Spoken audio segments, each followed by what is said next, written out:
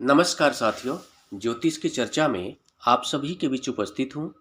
इसी के साथ आप सभी से आग्रह करता हूँ, चैनल को सब्सक्राइब करें, लाइक करें और शेयर करें।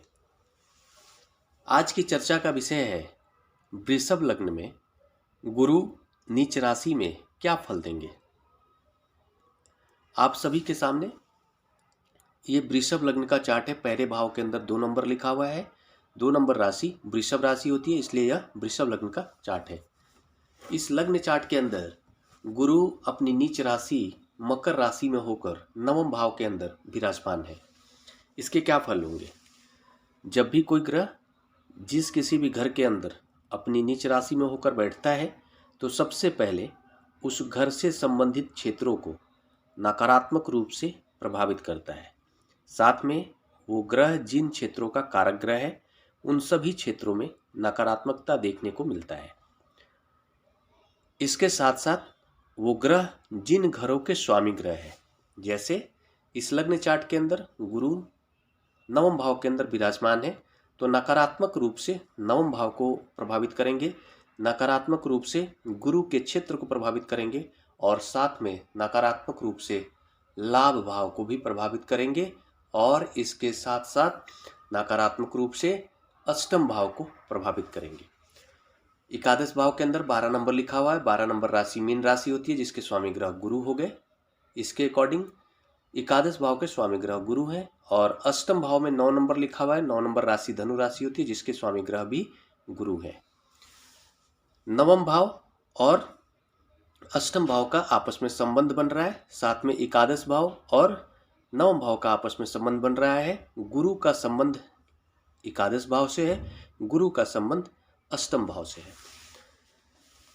यहाँ पर जो परिस्थितियाँ ऐसी बनेगी कि नवम भाव के अंदर गुरु बैठकर नवम भाव के जो क्षेत्र है, नवम भाव भाग्य का भाव है, नवम भाव पिता का भी भाव है।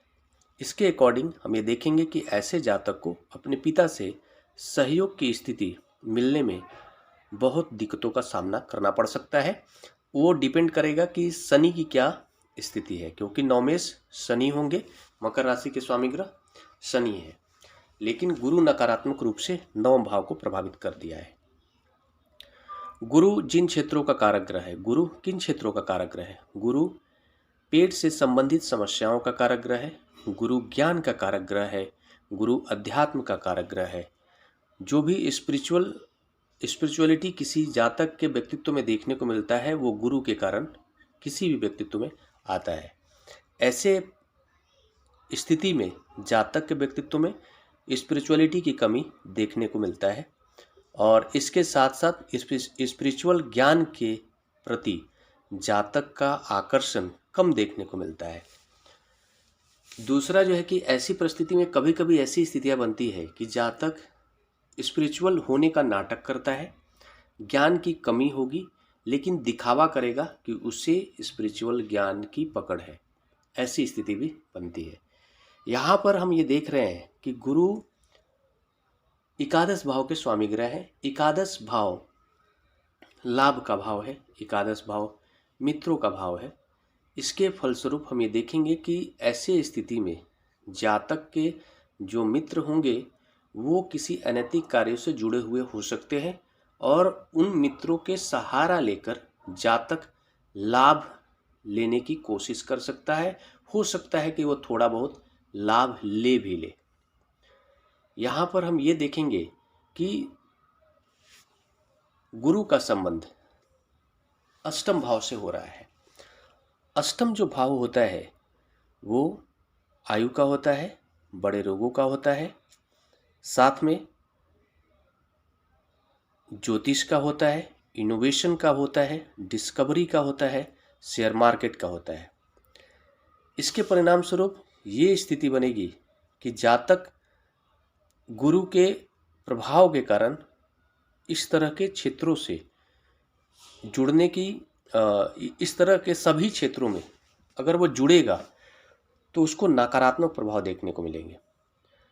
जातक को गुरु से संबंधित जो बीमारियां होती है उससे सावधान रहने की आवश्यकता है। जैसे पेट से संबंधित, डाइजेशन से संबंधित जितने भी प्रॉब्लम होते हैं वो गुरु के कारण होते हैं। गुरु अगर खराब स्थिति में हो तो ऐसी परिस्थितियां बन सकती हैं। जातक को विशेष ध्यान रखने की आवश्यकता है। साथ में जातक इस परिस्थिति में ये मान लो कि अगर वो गुरु के ज्योतिष से संबंधित किसी भी तरह के क्षेत्रों से जुड़ा हुआ कार्य करेगा तो उसको जो है कि नकारात्मकता देखने को मिलेगा। और इनोवेशन, डिस्कवरी, इस तरह के किसी भी क्षेत्र में अगर वो कार्य करने की कोशिश करेगा तो उतनी सफलता नहीं हासिल होगी। और इसके साथ साथ ऐसे कंडीशन में ये जो प्लेसमेंट है, जातक को शेयर मार्केट से दूर रहना चाहिए। शेयर मार्केट से नुकसान की स्थिति बन सकती है क्योंकि गुरु नीच के हैं।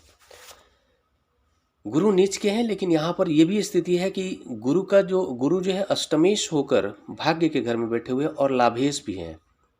तो ऐसा कंडीशन भी बन सकता है कि ऐसे कंडीशन में क्या होता है कि आप ये देख रहे हैं कि एकादश भाव का संबंध अष्टम भाव से बन रहा है और अष्टमेश और एकादश भाव के स्वामी ग्रह गुरु नवम भाव में बैठे हुए। मतलब जातक जो है कि अष्टम भाव का उपयोग करके भी और अनैतिकता के रास्ते पर चलते हुए लोगों के हित का ना ख्याल करते हुए सिर्फ अपने बारे में सोचते हुए अनैतिक रास्ते पर चलते हुए वो लाभ कमाने की कोशिश कर सकता है और लाभ थोड़ा बहुत हासिल कर भी सकता है। लेकिन ऐसे कंडीशन में ये जो प्लेसमेंट है जातक को डाइजेशन से संबंधित समस्याएं जरूर देता है। ऐसे कंडीशंस में जातक को ये विशेष ख्याल रखना चाहिए कि डाइजेशन से संबंधित किसी भी तरह की छोटी मोटी प्रॉब्लम होने पर भी उसे अवॉइड नहीं करना चाहिए। किसी अच्छे कंसल्टेंट की सलाह जरूर लेनी चाहिए। इसके साथ साथ हम ये देख रहे हैं कि गुरु यहाँ पर बैठकर पहली, दूसरी, तीसरी, चौथी और पांचवी बैठकर लग्न भाव को देख रहे हैं। लग्न भाव को देख रहे हैं, व्यक्तित्व पर गुरु की नज़र है। गुरु की 7वीं दृष्टि पराक्रम भाव पर है और गुरु की 9वीं दृष्टि 6ठे घर के अंदर है। लग्न पर बैठने के कारण क्या होगा कि जातक के व्यक्तित्व में गुरु के प्रभाव जरूर आ जाएंगे। गुरु के प्रभाव आने के कारण ऐसा जातक बोलने में शातिर हो सकता है, कुछ विशेष स्पिरिचुअल चीज़ों पर अपनी पकड़ बनाने की कोशिश करेगा और लोगों को प्रभावित करने की कोशिश कर सकता है। इसके साथ साथ गुरु का जो पराक्रम होगा वो स्पिरिचुअल क्षेत्रों पर हो सकता है। गुण ज्ञान के प्रति, ज्ञान को प्राप्ति के क्षेत्र में वो अपने पराक्रम को दिखा सकता है, समय दे सकता है। इसके साथ साथ वो पराक्रम को दिखाते हुए उसका जो उपयोग होगा जो ज्ञान का, उसको धन में परिवर्तित करने में वो अपना पराक्रम लगा सकता है। जो भी ज्ञान प्राप्त करेगा स्पिरिचुअल ज्ञान, उसको धन में परिवर्तित करने की कोशिश करेगा। और यहाँ पर हम ये देख रहे हैं कि गुरु की जो 9वीं दृष्टि है वो 6ठे घर के ऊपर हो रही है। 9वीं दृष्टि 7वीं, 8वीं और 9वीं पंचम भाव के ऊपर गुरु की दृष्टि पड़ रही है। तो यहाँ पर जो है कि गुरु का संबंध अष्टम भाव से हो गया, एकादश भाव से हो गया, तृतीय भाव से हो गया दृष्टि के कारण और लग्न भाव से हो गया।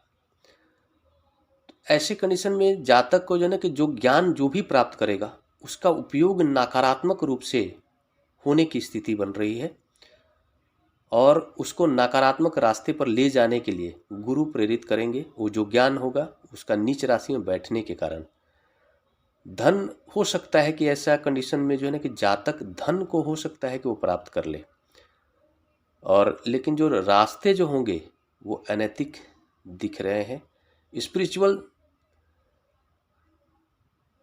स्पिरिचुअलिटी को दुरुपयोग करके धन आने की स्थिति बन रही है। गुरु के जो भी क्षेत्र है, गुरु ज्ञान के कारक है, तो ऐसा जातक शिक्षा से संबंधित नकारात्मक कार्य करके भी धन को प्राप्त करने की कोशिश करता है। बदनामी उसको आसानी से नहीं लग पाती है क्योंकि गुरु का जो दृष्टि है पहली वो लग्न पर पड़ रहा है।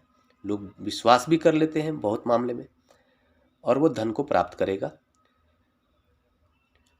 ये जो कंडीशन बताया गया है पर्टिकुलर केवल गुरु के एक प्लेसमेंट के कारण बताया गया है। बाकी सारे जो 8 ग्रह होंगे उसका क्या स्थिति है, कितने सकारात्मक हैं कितने नकारात्मक हैं, राहु और केतु की क्या भूमिका है, कितने निगेटिव हैं कितने पॉजिटिव हैं, सभी 8 ग्रहों का प्लेसमेंट के बाद ही एग्जैक्ट किसी ग्रह की कितना प्रभावशाली होगा कोई ग्रह ये देखा जा सकता है। इसी के साथ नमस्कार। अगले विषय पर चर्चा के लिए आप सभी के बीच मिलूंगा। तब तक के लिए मेरा नमस्कार।